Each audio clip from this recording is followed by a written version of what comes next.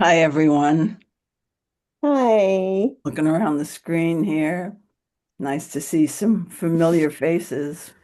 Really nice.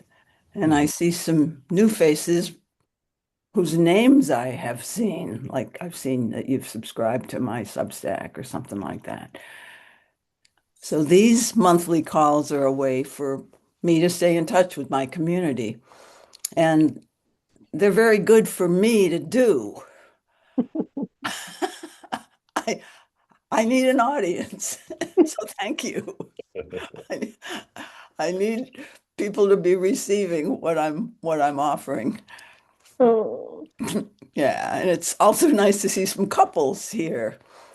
So this may be particularly relevant for couples, but all of us, I think, need to really understand this Hi, whole Susan. topic of repair. And somebody has something to say to me. Is that correct here? I heard my name, I thought. I just said hello, Susan. Oh, hello, Michael, Michael. Wow, it's great to been a see your while. face. Yes. I'm really happy to see all of you who I know and have been in person with for a lot of times, some of you. So, the topic is repair today, relationship repair. I believe there's a lot of misunderstanding about what repair is and how to do it. And it's probably only in the last 20 years or so that I've learned how to do repair well. So most of my relationship life, I was I was really naive. And I'll tell you about that. Because it's the way I think most people do repair. But I'll start by just defining what is relationship repair. So it's a conversation that two people have after an upsetting or triggering event has caused some kind of lack of safety, mistrust, dysregulation of their nervous system. So that's the purpose is to get back to feeling safe with each other. Now, we really need to think about that. That's the goal, to help your partner feel safe. But before you go into a repair process, you have to both be already regulated in your nervous system. A lot right. of people Gotta take care start of it. repair when they're agitated and when they're still trying to be heard. So many repairs really look like, oh, well, I really didn't mean for you to think it that way or to take it that way. What I meant was, and the reason I said that was because you said da da da. Do you guys recognize yourselves in any of this? Trying to be heard is such a strong motive and need, but that is not reparative. So I'll be telling you what is and what some of the cautions are here as we go through this. But let's first review the types of situations where um, reactions happen and you need to repair. So basically, just I'll just categorize them in terms of two types of situations. One is where two people have gotten into a reactive cycle. So it's really important to understand the concept of reactive cycle, especially if you're in an intimate relationship. But you can get into one of these with your kids.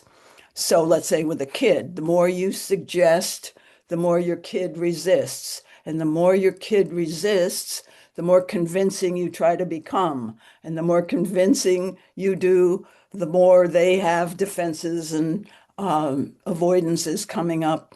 And so either person could stop that reactive cycle if they were well regulated, if they knew how to get back into feeling safe themselves, because then they could say something that's truly reparative. And we'll get back to that about how you stop a reactive cycle. But I want to mention the types of things that happen a lot in couples. So that was you and your teenager, let's say. Um, in couples, there's often a process where when one person initiates talking about a need, for example, the other person, oh, that means I didn't meet that need. I'm somehow bad or wrong or failing them. Not a good partner. Those kinds of internal stories. So you tell me something you need out of just an innocent place, or maybe it's a complaining place. It could even be slightly vulnerable or even quite vulnerable because you don't have, to trigger your partner, you don't have to be misbehaving. You can just be your normal self, but somehow your partner reads that as unfriendly, not safe. So in that one example I started, my partner is making a request of some sort. Maybe it has a little edge of complaint, but maybe not. I take that as I'm not good enough. So then I go in, so then I'm triggered already. Now that type of person who goes into I'm not good enough, they're often not real visibly reactive. They might shut down. They might try to explain away the other person's need, or they might say, I thought we handled that last week. Oh, that kind of thing. So some people in one of these reactive cycles may not look like they're triggered, but when you're defending or shutting down, that's your trigger reaction. And then that's going to trigger your partner because, oh my God, I was asking for connection and my partner's moving away from me. That can become like a life or death situation in your nervous system. So we probably have to go back, and you can see how that can um, keep cycling. The more I try to get heard, the more my partner somehow seems to feel uncomfortable and not wanting to connect with me. Like they don't like me when I'm like this. But this is me, my needs. And then you go into my needs don't matter. I'm not loved. So that brings in the whole notion of attachment styles, uh, which really are kind of our normal personality. It may have been caused by certain childhood wounds, like a more preoccupied, uh, anxious attachment style creates a personality, but because you did not feel loved or fully accepted or important as a child. So that would create in a little child a survival reaction that's sometimes pretty realistic. In other words, if your parent rejects you or doesn't pay attention to you, that literally is a survival issue as a child. So if we had any of that kind of stuff going on as children, we're going to grow up often with a personality that's scanning whether I'm being included, accepted, loved versus kind of ignored, shut out. So we're going to be scanning for that kind of danger. Other childhood wounds have more to do with being ignored, neglected, and that isn't no, actually ignored, neglected would be more the preoccupied childhood, um, being like the kid who couldn't do it right in third grade. Maybe you had ADHD or something. You just didn't get the teacher's communication style, so you felt like a failure, or the kid who made a lot of mistakes or couldn't please their parent in some way. So that person, that's also a survival issue, although less clearly so. But if you don't feel good enough, that still is kind of creates a shame in your nervous system. I mean, both childhood patterns often create a feeling of shame. There's something wrong with me. So let's say, you're in the more, they call it avoidant in the attachment literature, but you're not always avoiding. I mean, that's just a term. Sometimes you fight for what you want and defend in a strong way. So it's not always like you're shutting down. But that Uh, that nervous system is as an adult then just wants everybody to be happy. So if you come at me with a need, that sort of says to my vigilance that I have, this person's not happy. They're not happy with me. How can I kind of manage this situation? And so that person's personality will often develop tendencies to intellectualize, rationalize. You're too emotional here. Let me explain myself so you're not so upset. Those kinds of things. So you can see how these, I'm going to call them just normal personality patterns, can trigger each other.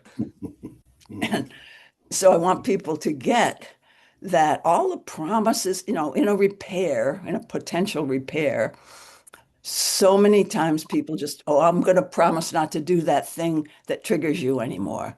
I'm going to not shut down.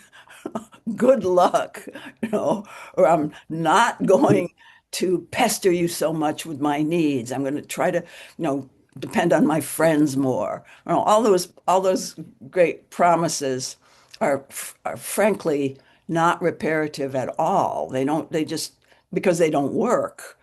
They can tend to be reparative slightly in the moment. Oh, good. We've got an agreement for, this won't happen anymore. But by now, I think most of us know better that there are just things about the way your partner's personality is that might, if you're more triggerable. I mean, of course, there are more and less triggerable people, but if you're a little more either on the triggerable scale, uh, or if you're just in an intense learning period of your life, because some of us go through a period where there's really, it's just the time we're supposed to grow ourselves emotionally. We're supposed to learn how to do life more effectively. It's just in our genes to grow and develop. And many of us who have that, I'll call that gene, the growth gene or the learning gene, will go through a period where we become very, very triggerable. And then we learn some things and we can not be so triggerable later.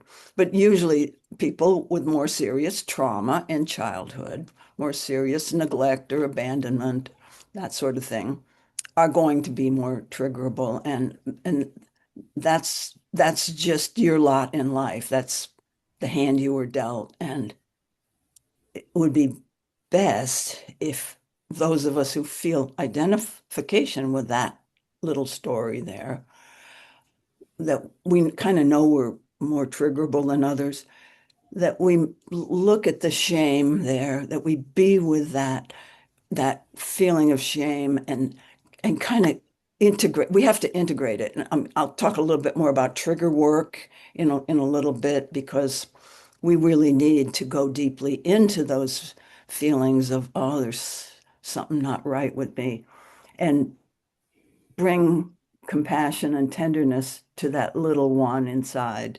That I think of it as reparenting yourself and giving yourself permission not to be perfectly integrated or to be a little lopsided in your personality. Um,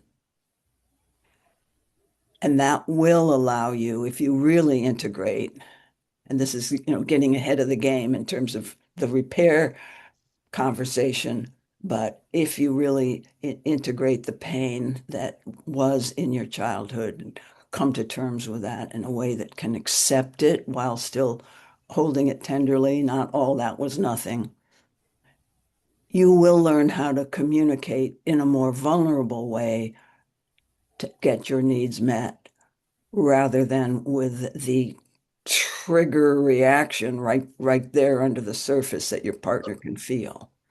Now, that's a whole life's work, and I call that trigger work.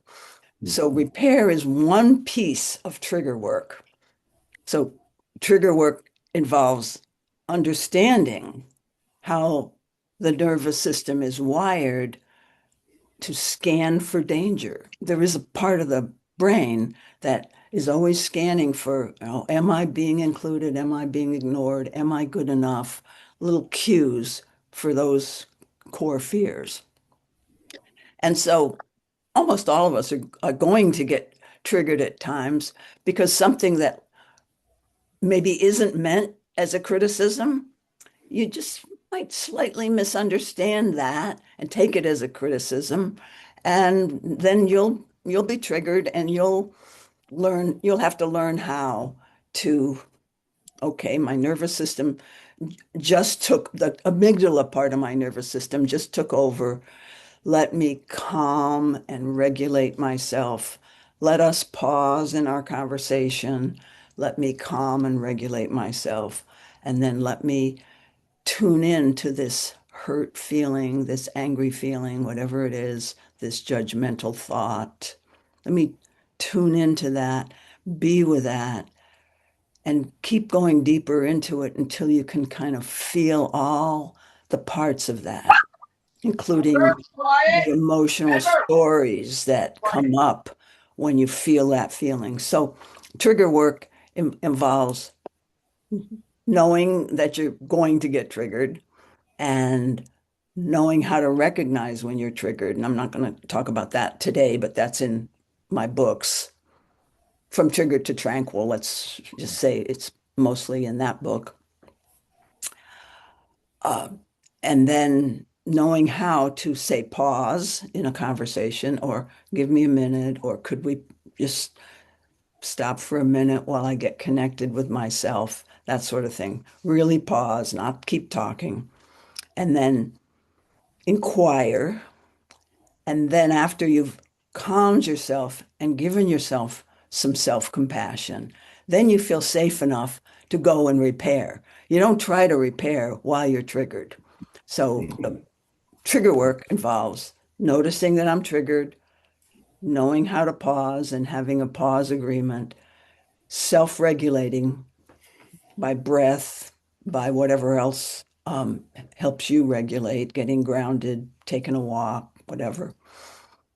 And then inquiry, going inside to feel. And only then are you ready for a real conversation, a healing conversation with your partner. And most of us don't have enough self-discipline to do all those steps, frankly. You almost have to be really motivated. Like you're, in a marriage with kids and you really, that you got to learn to get along better or you're going to ruin your kids, that sort of thing. I mean, stakes, at least, in general, or in the old days at least, stakes had to be really high to motivate people to do this level of inner work. And sometimes the people who, in my practice, I've been in private practice for 60 years. In my practice, it's surprising sometimes that the people who are in most pain are the people who are most willing to do this disciplined work. So back to what to do, what to do when you're triggered. Once all that has happened and you've calmed yourself, then what a repair looks like is first you have an understanding that after you've taken your pause and done some self-regulation, that you will come back to repair. So that's all part of the discipline. Calm yourself, notice you're triggered, calm yourself, inquire into the feelings quite deeply, and self-soothe, self-compassion, and then repair. So you've got an agreement with it. Maybe if it's just with your teenage kid, it's a unilateral agreement. You've got a unilateral agreement with yourself that you'll do those things. And when you're really calm and when it looks like your teenager is calm, then you'll say, hey, can we talk about what happened yesterday?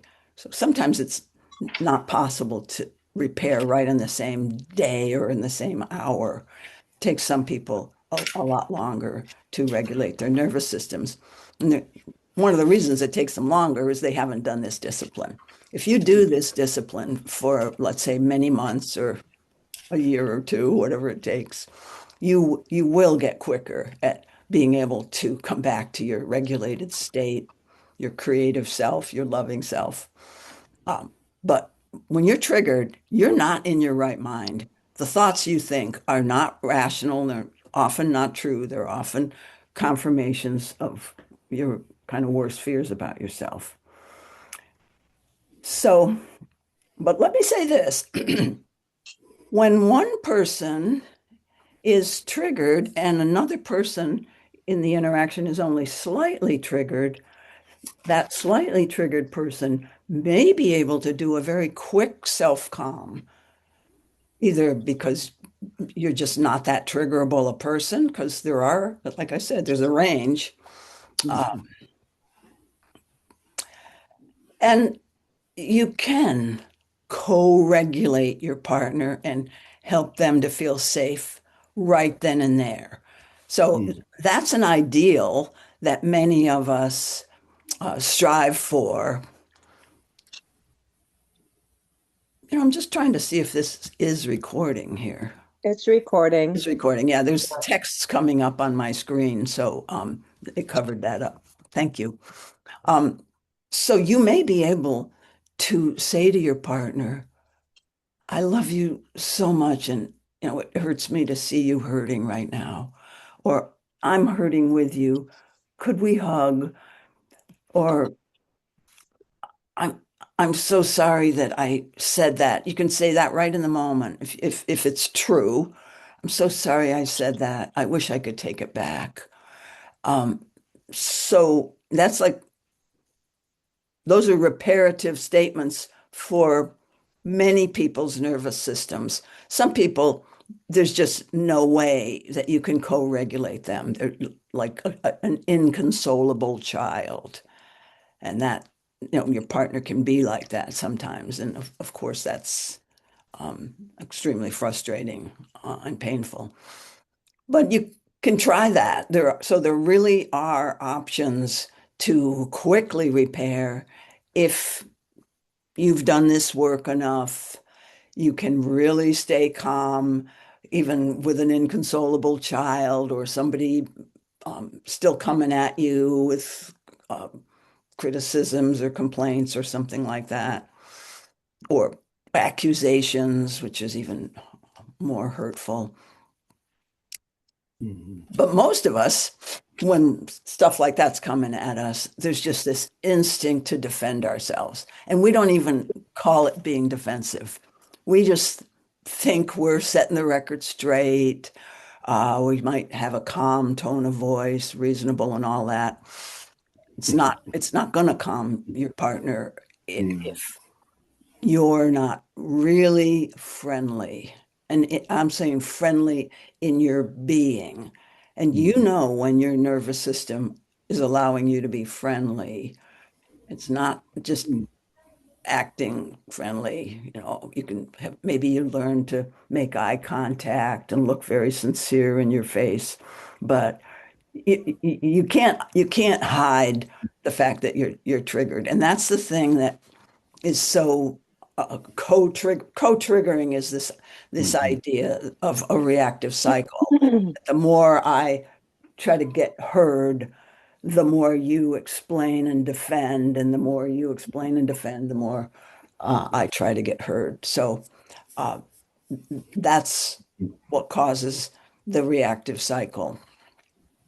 So, and I guess so. When I say one person could be less triggered, either person could stop the reactive cycle, even in the middle of it, if somehow you find a way to get calm and really find that friendliness in your personality. But that's not always available. So I kind of referred earlier to the idea that when I was younger, like in my 20s and 30s, I had some marriages in there and lots of boyfriends during those like 20 years. Uh, and after we would, and a lot of them were psychologists like me. Okay, so we're both PhDs and we're trying to repair, but Right. I didn't understand nervous system dysregulation. I didn't really understand about the need for emotional safety in order to feel connected. But we were, smart people, PhD types and very intellectual. So, we would try to figure out what happened, and then we'd feel intellectually satisfied, and somehow that was a little bit connecting again. Or we would make those promises, like I referred to before. Oh, I know that when I use that tone of voice that triggers you, I won't do that anymore. Well, good luck. Okay, and that's what I want to say about how naive I was for so many years, and I think so many of us still are. Uh, so don't do that.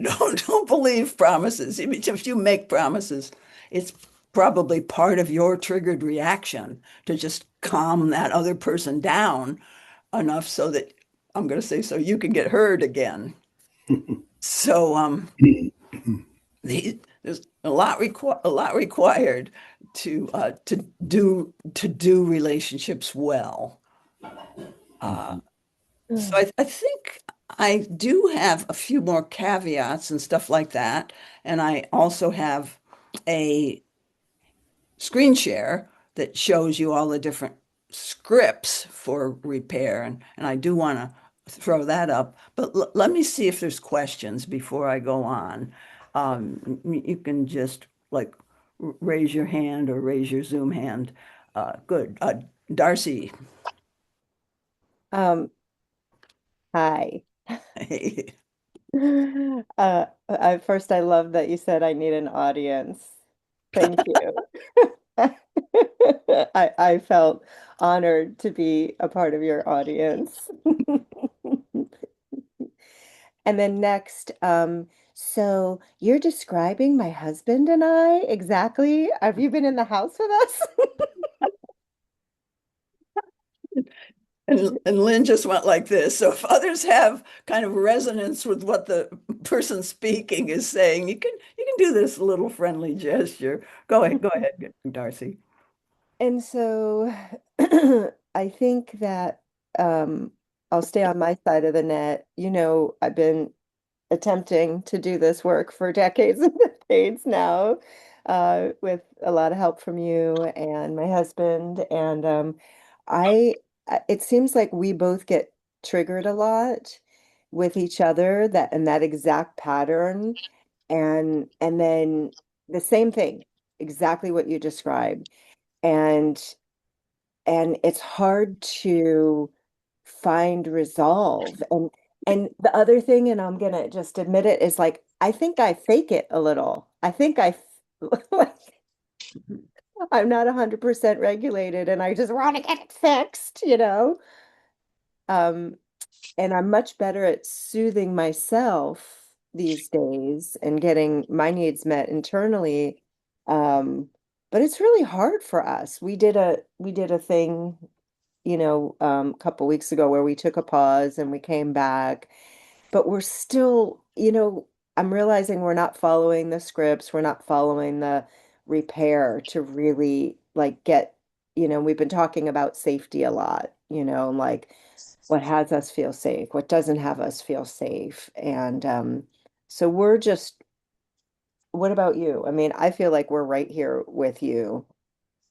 What's your experience, Dougie? If you wanted to say something, you don't have to. I just want to identify with the PhD type. No, I'm just kidding. Yeah, No, she's right. Yes, yes, dear. sure. And the key thing that I picked out on what you said, Darcy, was we're not using the repair scripts. So I'm going to throw those up on the screen in a minute. But I mean, those scripts are sentence completion, sentence stems, basically, And I show you in, in the script or in my books how to fill in the blanks. And they keep you from going into what feels natural to you. They are scripts that keep you on the rails. So anyway, other questions first before I get to the scripts.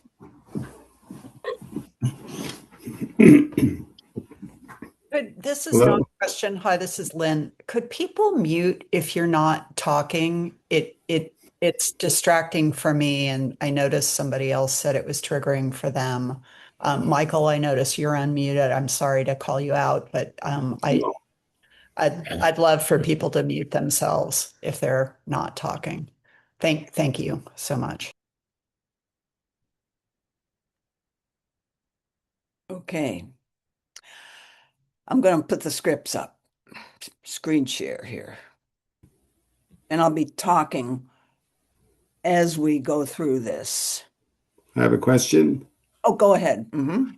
Um, Hi, Susan. I was just gonna ask how once the repair process, when we're calm, starts. I found it really useful because my spouse, English is definitely her second language. That it's actually forced me to really think and just drop into a safe place, so that I can be heard.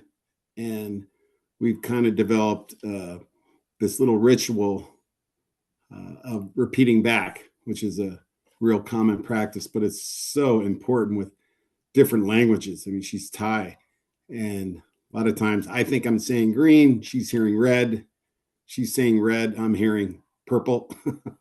And it's probably 80% of our, I'll say, differences and conflicts has been because of this communication gap. So the repair, we're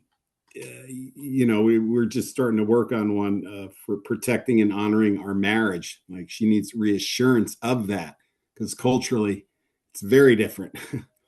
I have female friends. I'll just leave it at that. And that's something that's very different in their culture. Uh, so uh, I guess it's really a question of, how can I refine that process? I mean, any hints would be wonderful. Thank you. Yeah, let me comment on some of what you said. First of all, differences tend to be triggering. Even a difference in opinion about whether to force your kid to eat his vegetables versus just letting him eat what he wants, I mean, these are like real normal differences or the cultural differences between the Asian culture and the California culture, let's say. So the active listening process that Michael says he uses is really a good way to minimize even getting triggered. I usually recommend the active listening, which is where you repeat back what you heard your partner say and send did I get it? Um, and then you make sure you repeat that part.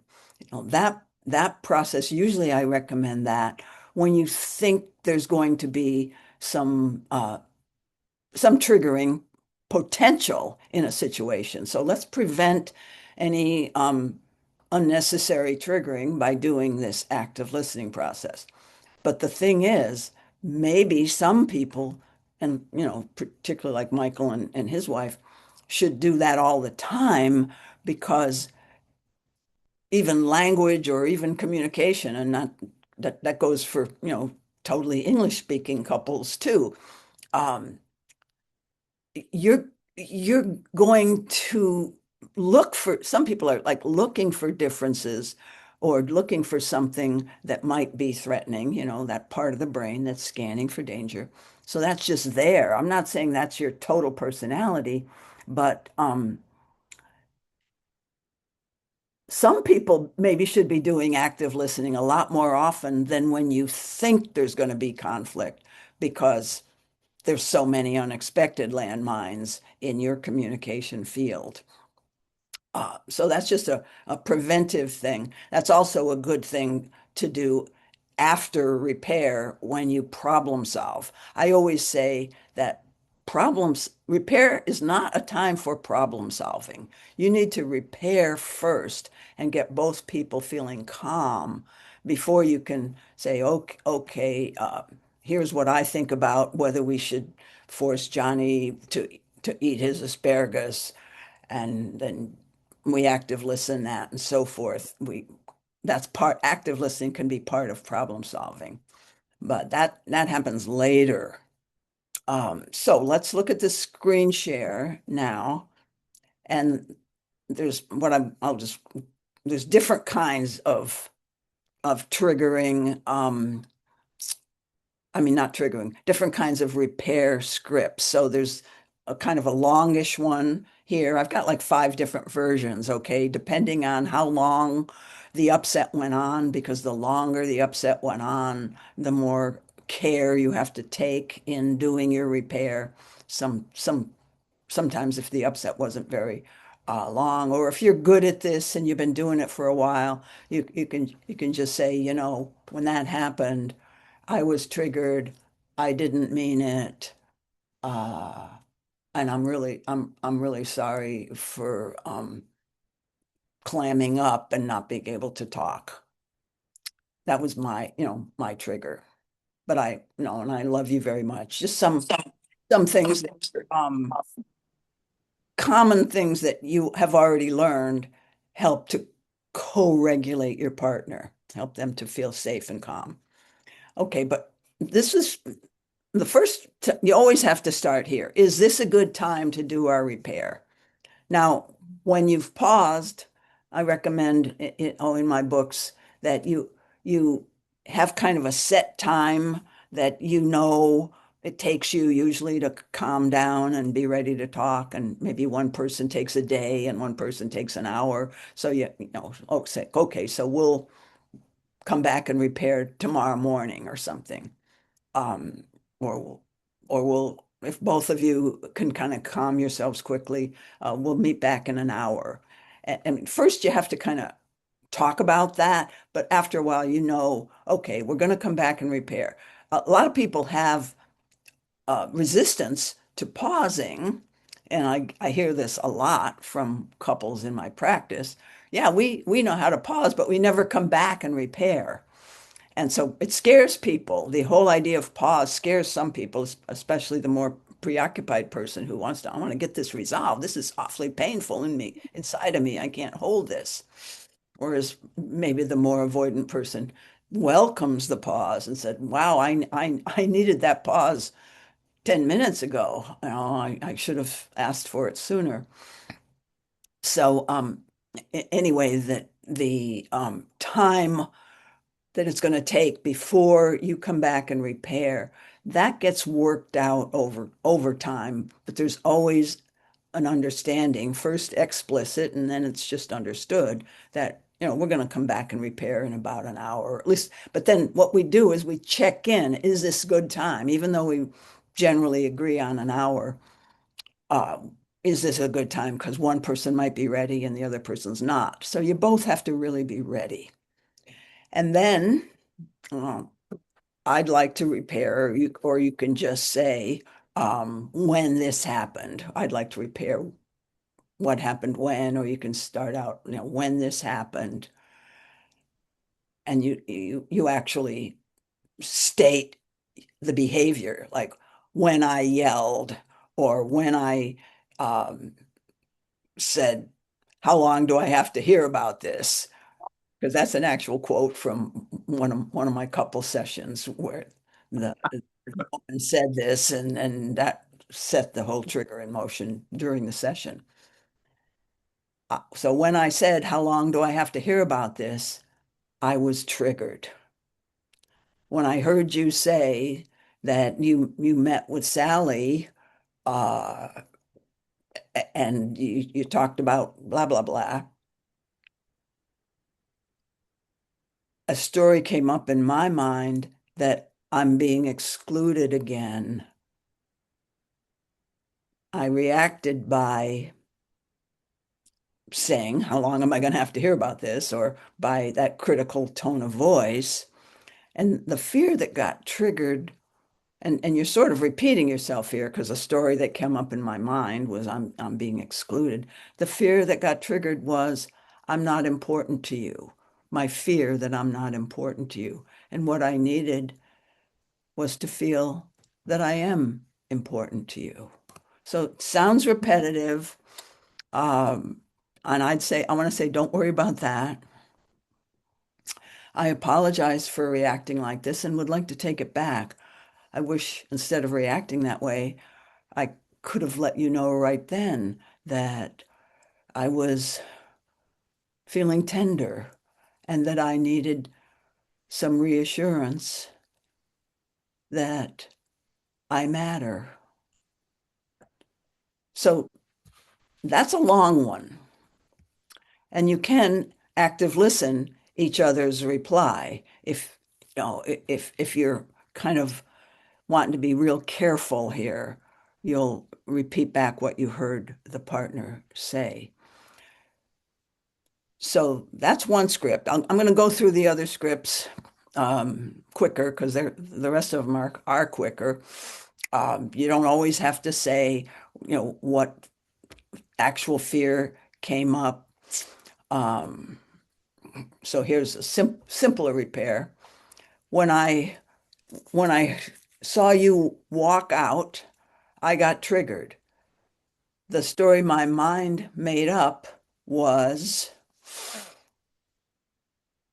he's rejecting me, and I need your help to feel that I am loved.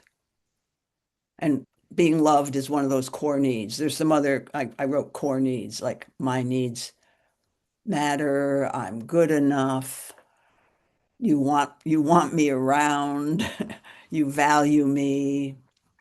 Those kinds of things are the core needs. And the reason we have trigger reactions is because somewhere, mostly in our storytelling brain, which kind of retells the old stories from childhood, like I can never do it right or something like that. Those are old stories.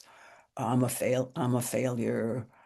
Uh, I'm I don't matter. My voice doesn't count. There's no room for my needs. Those are all examples of the kind of stories people's minds make up. Uh, and brain scientists have found that the mind can make up stories just because your nervous system is dysregulated, and there's certain familiar stories that you tend to go to. It's almost like you need a reason because the ego mind needs a reason for why am I so upset. And in my book 5 Minute Relationship Repair, I go into some of the research that shows that the body sensation of being dysregulated often comes first before the story, before you can conjure the story. I mean, they happen almost simultaneously, but we have to become more mindful of the kind of stories that are our favorite ones. And those stories kind of reveal what your core needs are. Like if my story is uh, your needs matter more than mine, then my fear story, I often call them fear stories, and it's a core fear that you think is not being met, is my needs matter. And that's a big one. Couples fearing that their needs don't matter when there's a difference. So anyway, there's that simple repair.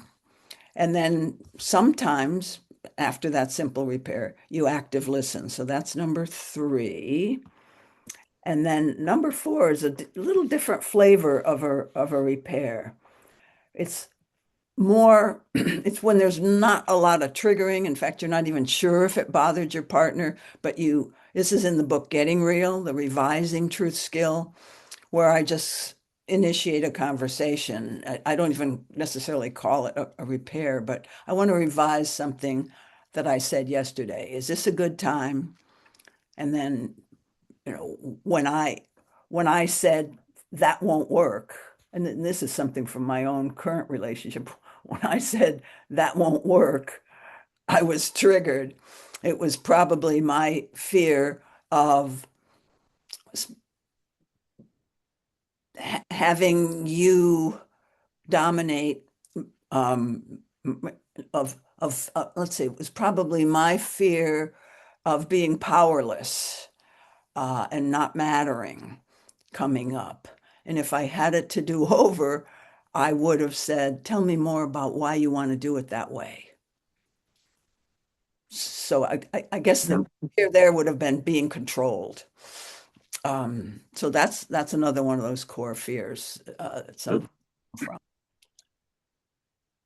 And you can also, during revision, say the story, but the main thing of revision is just a do-over. And those can prevent triggering or prevent deeper triggering if you just know how to realize, oh, I wasn't very friendly. My partner didn't even react, no, but I wasn't very friendly when I said that.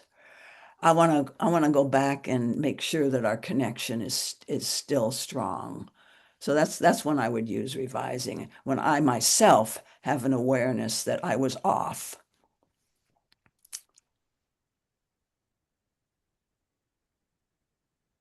And I'm just trying to decide if I want to even go further.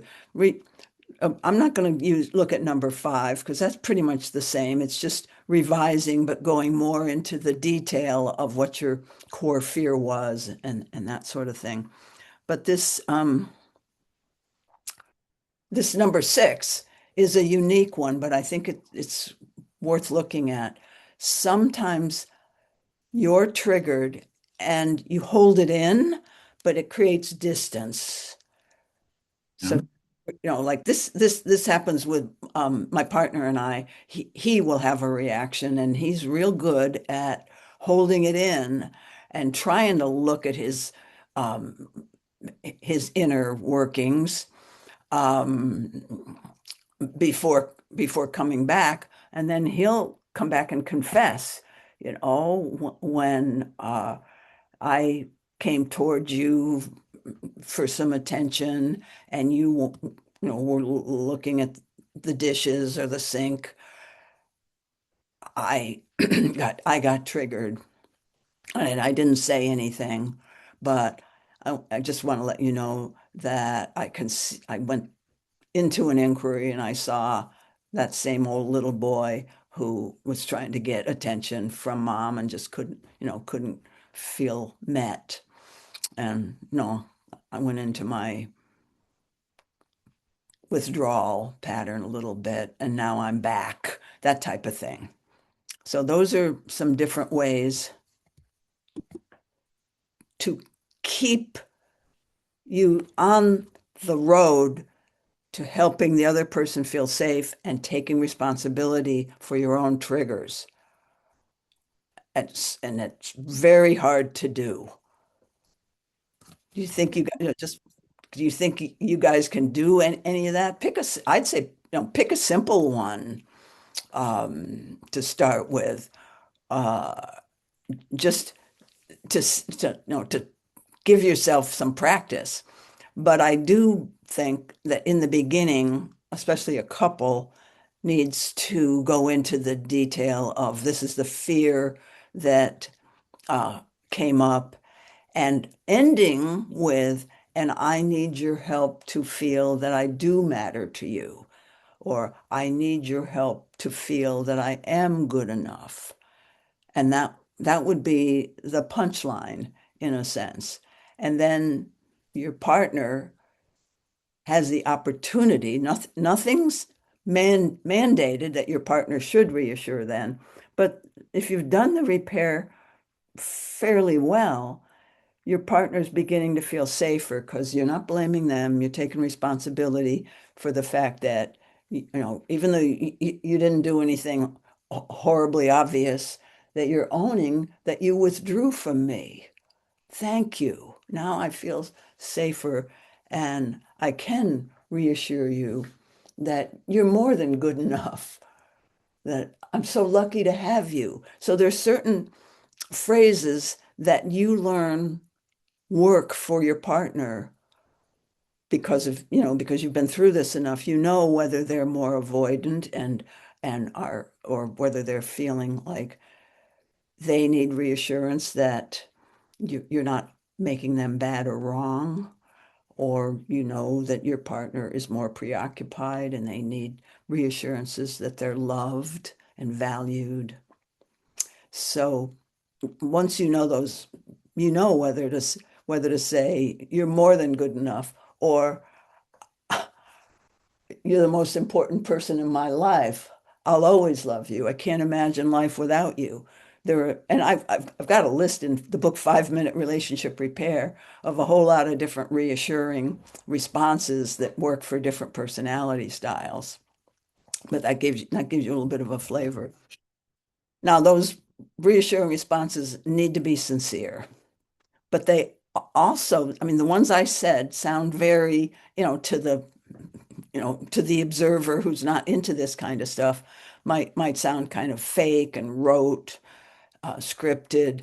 Well, what's important is that they're short, because too many words all of a sudden starts getting the part of your brain that is more the thinking part rather than the feeling part, getting you out of that softer right brain where I should say left brain, where you can be reassured.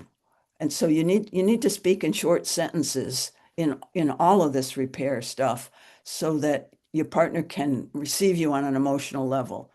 When you start explaining, they're going into their more thinking and analyzing brain, and they're looking for, why did he say that? Why did she say that? Rather than something real simple.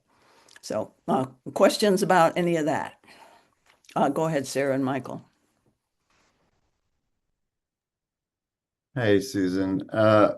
Sarah and I kind of find ourselves in the intense learning period of our life now, like as a couple. And I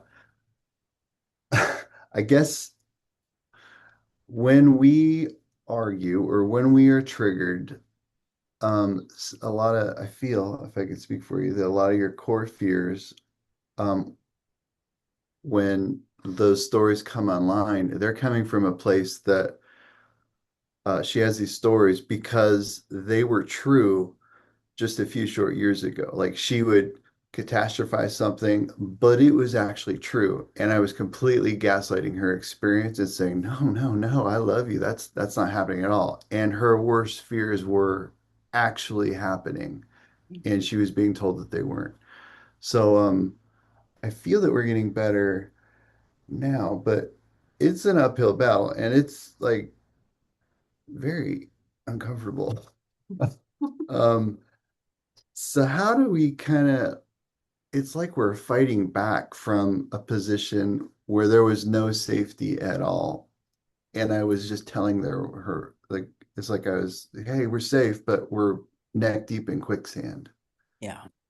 So first, let's take a moment right now and bring some compassion to this couple who had a history of unrepaired ruptures, so many unrepaired ruptures that that's very hard to build trust again.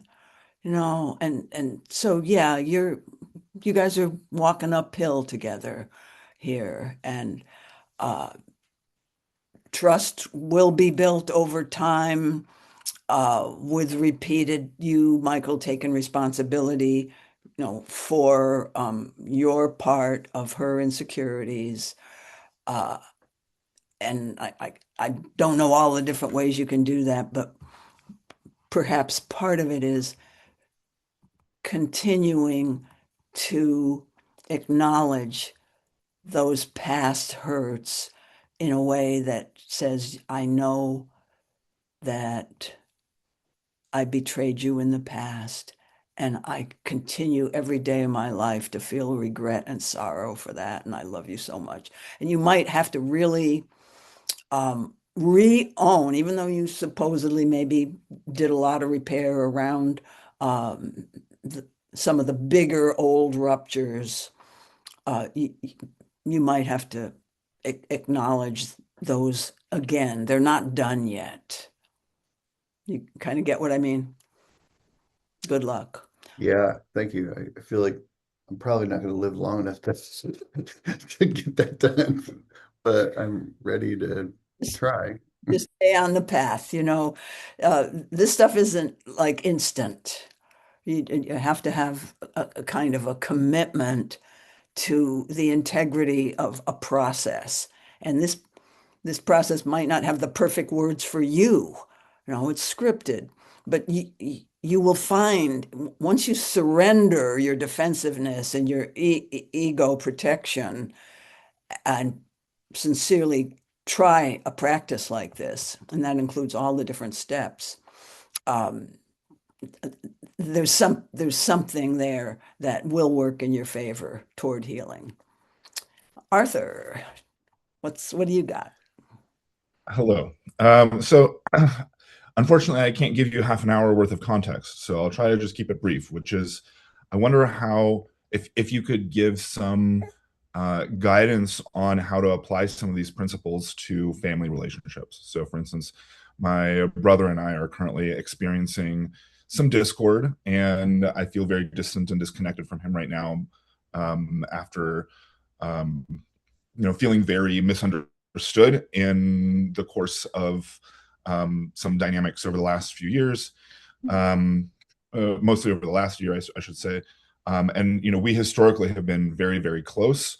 And I always, I always felt that he really understood me, and I kind of trusted him implicitly, and that has eroded over the course of some interactions we've had over the last year. And we even recently kind of had an in-person discussion, but we don't even live in the same city. We don't, the pause kind of happens by default because we're not together, right? And anyway, I'm just wondering if you can, without my going into all this detail, like, could you give some guidance around these kinds of situations? Yeah, so it sounds like you're both willing to try to clear the air. Is that correct? I mean, yes and no. I definitely have more of the preoccupied tendencies Mhm. in our relationship, and so I, of course, want to talk about all the things and figure it all out. And I only want to do it in person because I think it's very challenging to do that kind of thing even over a video call, Mhm. because you lose a lot. But he seems to think. I mean, in one of his last messages to me, he says, like, he's worried that we're just going to keep going around in circles, which for me lands as, you're too irrational to understand my point of view and the truth, right? Mhm. um Well, so here's your work. First, if you're the preoccupied person, you're probably feeling somehow not met, not valued enough, not cared about in some way. Uh, misunderstood is the word Misunderstood. that Okay. yeah, yeah. So start with that feeling and do an inquiry within yourself where you really feel into that, get to the bottom of that. And you'll have to do that over and over and over in relationship to him, perhaps, and in other relationships as well. Really get um, in touch with any shame you might have or any need to um, make make it about the other person should be doing something different toward me. uh, Really working to take full responsibility for how your style is disruptive in his world. Oh, I mean, you kind of have an intellectual understanding of that, I believe, that your way of wanting to talk creates discomfort in him. And so I would really work to accept that, the pain of that. Your style makes him uncomfortable. I could say makes, but he has some kind of a inability to love you fully. Because when we notice our own deficits, or when we have it, I shouldn't say that, when we have a deficit, we might not notice it like your brother. We have a deficit. Uh, if somebody else's behavior bothers me, it's a deficit in my ability to love that otherness or my ability to cope well with that situation. So he's having his own shame, which probably unconscious and may remain unconscious, has something to do. If your behavior makes him uncomfortable, he's not really coping well with that. And that's triggering. So that's just a simple cause of triggering is I'm not coping well with this situation, so I want you to be different. But it's really me that could expand my capacity to love, expand my capacity to cope. But you have no control over that, Arthur. All you Yeah, can kind of, by this conversation that we're having, kind of get his world yeah, and accept that he is uncomfortable with you in certain ways. And that needs to be named at some point. And then, at some point when you've done enough, enough of this inner inquiry, and maybe it's already, you have, invite him to have a clearing conversation. Could we each just talk about the recent history of our relationship and how we each see it, and take turns listening to each other? I would start there. And okay. Yeah, I have about a million follow-up questions, but we don't have time for that. So thank you. okay, good. Thanks for your question, Arthur. And I'm going to have to call time here, even though I wish I didn't, because there's another question. So, because we meet for an hour in these sessions. If you put your question in the chat, or if anybody else, including you, Arthur, I'll give you some time to put your questions in the chat with a way to reply to you. I will respond privately to you. So I'll give you a chance to do that. And we're gonna close, but I will, by giving you a little extra time here, I'll just close by saying that I'll be doing this May, the first Tuesday in May, and then I take 3 months off in the summer, so I won't be doing these free calls until September again. And I'll be starting a new Honesty Salon series in September. And my upcoming May in-person workshop is full, but if you signed up and got on the mailing list right now for the May 9-10 workshop, Saturday and Sunday, both days in Sebastopol, California, if you signed up with me now, there's a good chance you'd still get in because people do drop out before the date. So, with those little advertisements, oh, and one more, if you're not subscribed to my Substack blog, I would appreciate that too. So if you go to susancampbell.com, there's a subscribe button right below the picture on the homepage. All righty. Thank you so much for being here with me. See you next time. Thank you, Susan. Love you. Hmm. Thank you so much. Thank Thank you, Susan. Catch you later. Yeah, I see you guys. Thanks, Susan. Yeah, Thank you, Susan. great to see you. Always a pleasure. Yeah, likewise.